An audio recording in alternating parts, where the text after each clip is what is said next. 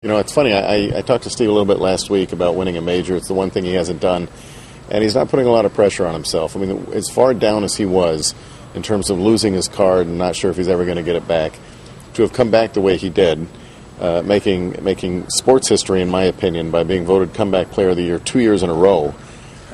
He's happy with what he's achieved, with the number of wins he's had, winning at Memorial and Deutsche Bank and the Barclays and all these really significant tournaments, that this would really be icing on the cake for him.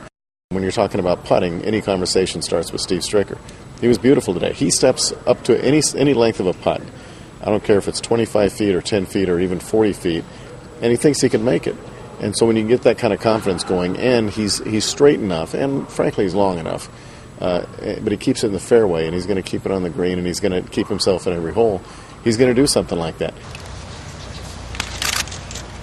For 5 holes, he looked like a 14-time major champion, and for 13 holes, he almost looked like a 14 handicap.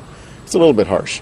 And frankly, you talk about a Tiger collapse. I've seen some Tiger collapses, and you saw it at Muirfield. Now, that was mostly weather-driven back in 2002.